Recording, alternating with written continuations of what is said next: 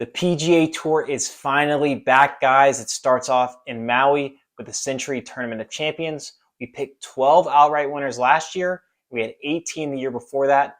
Excited to get this year going. Let's get 20. What do you guys think?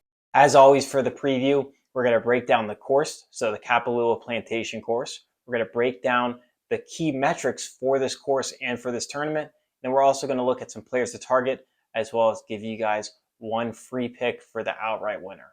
So without further ado, let's get into it. So the Plantation course at Kapalua is located in Maui. And usually people say everything's bigger in Texas. No, everything's bigger in Hawaii. The fairways for the Plantation course are huge, and the greens are the biggest on tour. The Plantation course at Kapalua is your standard par 72 PGA course. The par 3s are pretty tricky and challenging, and the par 4s, especially at the Plantation course, are very short, gettable, and they have to be scoring holes. The greens at Kapalua are Bermuda, and surprising to me, they're actually in the top 30 in the slope index rating on tour.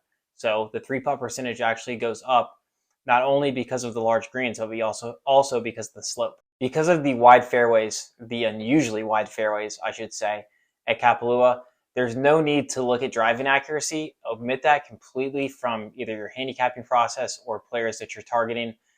It quite frankly doesn't matter. And to piggyback off of that, don't look at greens in regulation because, again, that doesn't matter because of how wide and large these greens are. Instead, look at proximity to the hole number, especially between 75 to 100 yards and 100 to 120 yards. I pulled the data for you guys from the last 36 rounds for strokes gained off the tee. It's right here.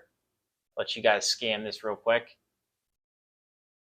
Then I also did the same thing for strokes gained approach, which is also right here. So you can see who's playing well and who's not.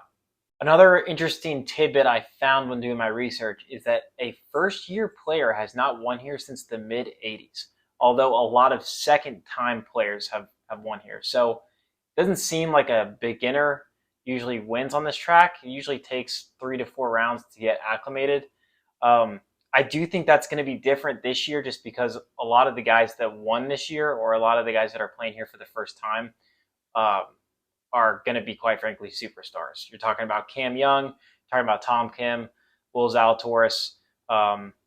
They're all anomalies in this situation just because they're not just, a first-time PGA Tour winner. They're going to be in the top 10, 15 players, at least for the next 5 to 10 years. And the last thing that I would mention is look for guys that have high birdie percentages. This course is a resort course, meaning you can play this if you go out to Maui and want to get on or get around it. So because of that nature, the course plays easy. We've seen scores in the minus 30s before. Even last year, Cam Smith and Jon Rahm both finished 30 under par. Here are the 5 main stats I would look at, or if you're using a model and want to put together a model, here are the 5 stats that I will weight the heaviest. First, strokes gained off the tee. Like I said, driving accuracy doesn't matter, but what does matter is gaining strokes off the tee because usually guys that win this are bombers or guys who hit the ball a long way. Second is strokes gained approach. Obviously, this is a metric that you should use basically every single tournament, but this one is especially important because, like I said, greens in regulation doesn't matter, so you need to get the ball close and you need to have a lot of good looks at birdie because, like I said earlier in the video, you basically have to go low to win this tournament. Next is strokes gained par 5.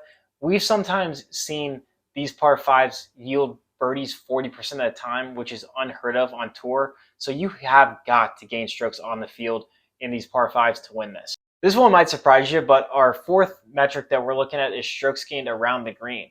If you do miss a green, you have got to be able to get up and down, and you got to be able to convert those par putts.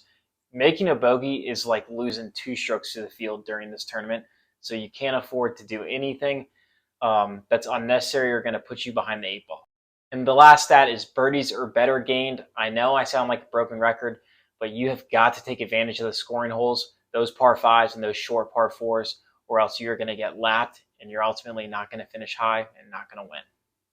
So guys that we're looking at, or guys that you should target, are guys that hit the ball a long way. Maybe they're erratic at times, but they're bombers, have great approach numbers, and can either fill it up or take advantage of Bermuda greens.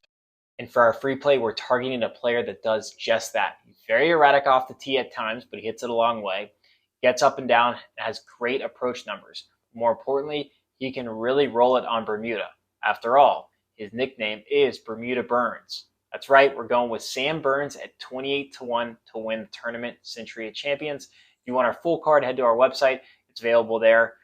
Thanks for tuning in, guys. Make sure to subscribe and like this video if you like this content, because we'll be doing this all PGA Tour season long.